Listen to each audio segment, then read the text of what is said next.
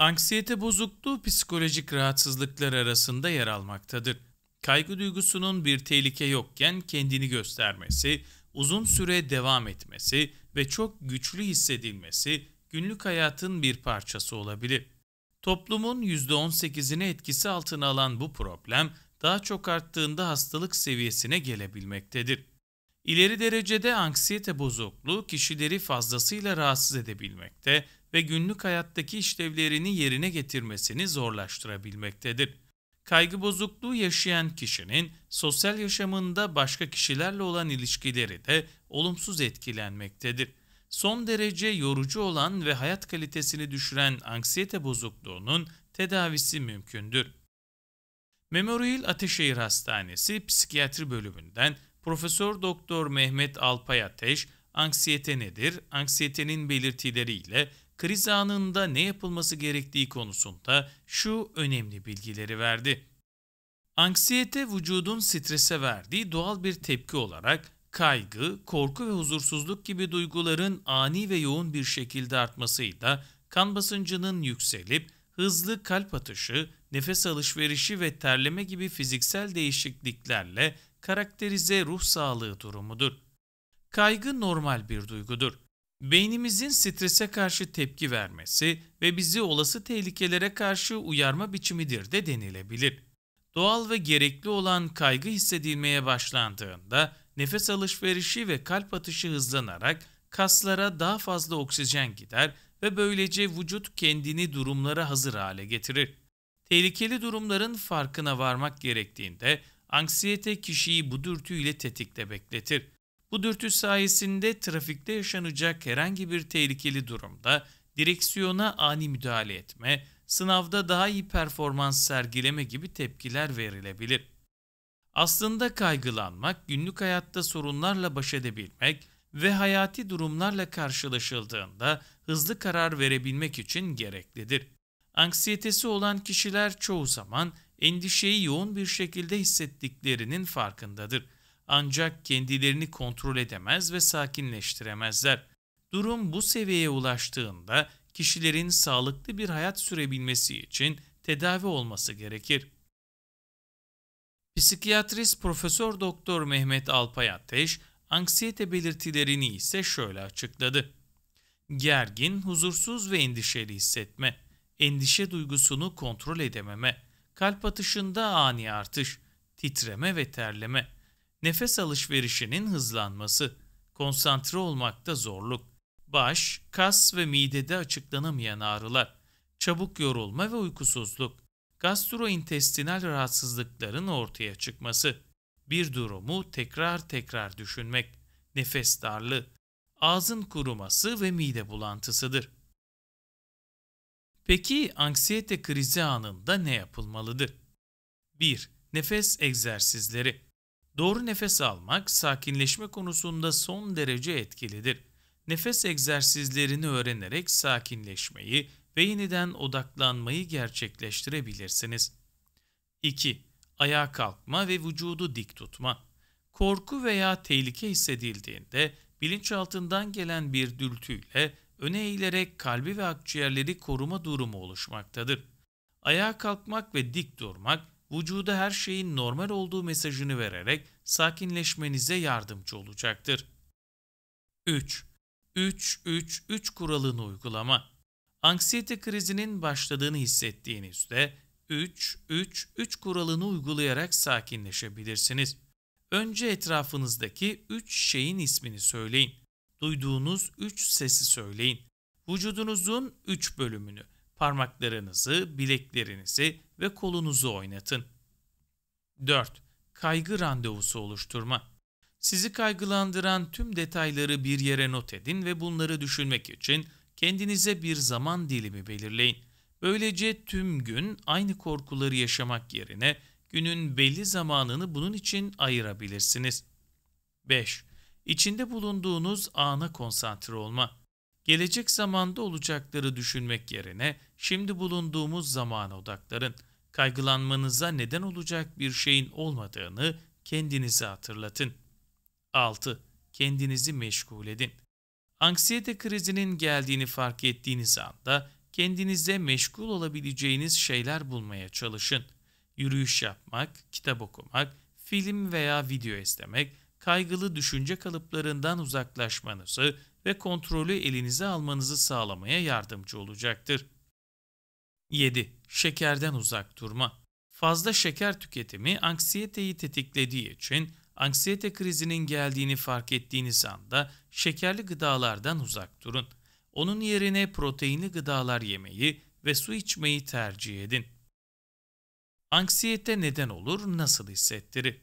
Pek çok ruhsal bozukluk gibi anksiyete bozukluğunun da tam olarak nedeni anlaşılmasa da yaygın anksiyete bozukluğu beyinde doğal olarak bulunan bir takım kimyasallarda oluşan dengesizlik sebebiyle görülmektedir.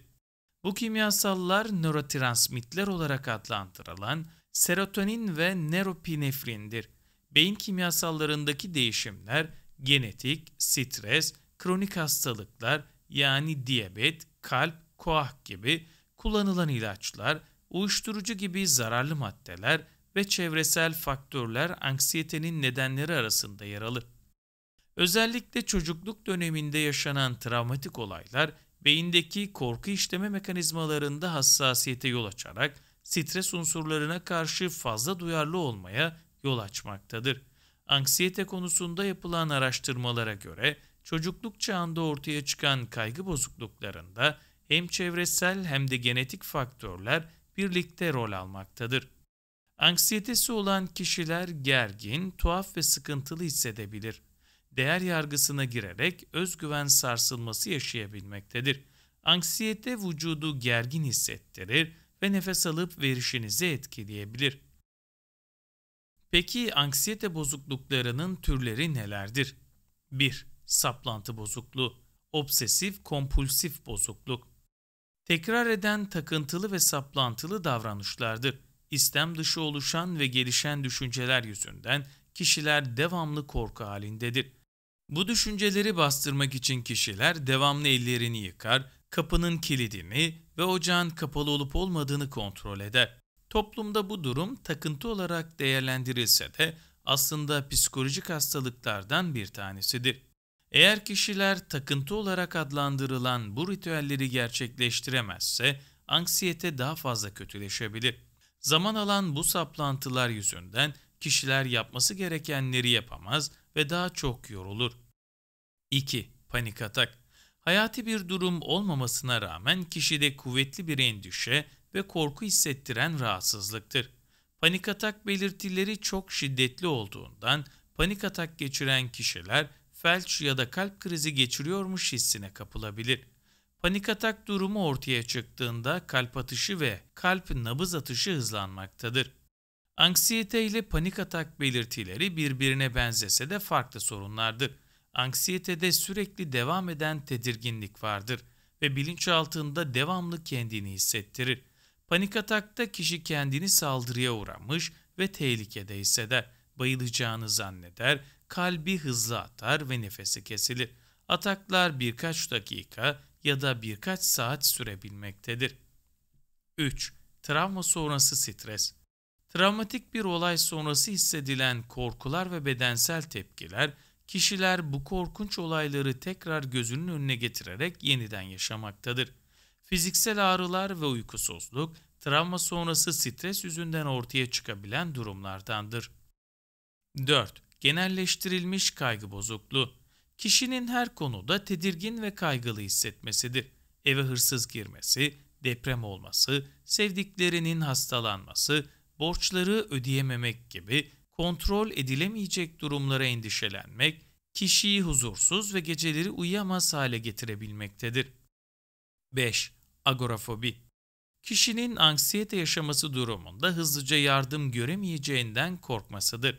Bu rahatsızlığı olan kişiler sinema salonları, doğa aktiviteleri, toplu taşıma araçları gibi doktora uzak olan yerlerde bulunmak istemezler. 6. Sosyal fobi. Kalabalık ortamda kişilerin küçük düşürülme ya da aptal durumuna düşme korkusu yaşamasıdır. Bu rahatsızlığı olan kişiler kalabalıkta yüksek sesle konuşmaya, yemek yemeye ve davetlere katılmaya çekinmektedir. Anksiyete en çok kimlerde görülmektedir? Anksiyete kadınlarda erkeklere oranla daha sık rastlanmaktadır. Korumacı bir davranışla büyütülen çocuklarda, değer kaygısı duyan kişilerde anksiyeteye rastlamak mümkündür. Anksiyete tanısı nasıl konur? Devamlı kaygılı düşünceler günlük hayatı ve sosyal çevreyi etkilemeye başladıysa, alanında uzman biri tarafından anksiyete testi yapılması ve tanı konulması gerekmektedir. Yaygın anksiyete bozukluğuna tanı koymak güç olduğu için uzman kişinin soracağı bir takım sorulara samimi ve doğru cevap vermek çok önemlidir. Anksiyetede tedavi nasıl yapılır? Profesör Doktor Mehmet Alpay Ateş, psikolojik tedavi ve ilaçla kaygı bozukluğu tedavisinin gerçekleştirildiğini belirterek şunları söyledi. İlk yapılması gereken şey psikiyatri uzmanına başvurmaktır. Tedaviye başlamadan önce kapsamlı bir değerlendirme sürecinden geçilmektedir. Anksiyete belirtilerinin fiziksel hastalıklar yüzünden oluşup oluşmadığını anlamak için çeşitli testler ve incelemeler yapılmalıdır. İlaç tedavisi. Çeşitli depresyon ilaçları, antidepresanlar, anksiyete tedavisi için anksiyete semptomlarının giderilmesi için kullanılmaktadır. Psikoterapi. Davranışlarınızı nasıl etkilediğini öğrenmenize yardımcı olan konuşma terapisi olarak da adlandırılır. Sizi dinleyen uzman anksiyete bozukluğunuzu anlamaya çalışır. Yaygın bir psikoterapi yöntemi olan bilişsel davranışçı terapi ile olumsuz ya da paniğe neden olan düşünce ve davranışları olumluya nasıl çevirebileceğinizi öğretir. Bilişsel davranışçı terapi, kişilerde anksiyeteye sebep olan düşüncelerin köküne inmeyi ve sorunun çözümü için farklı davranış alışkanlıkları edinmeyi sağlamaktadır.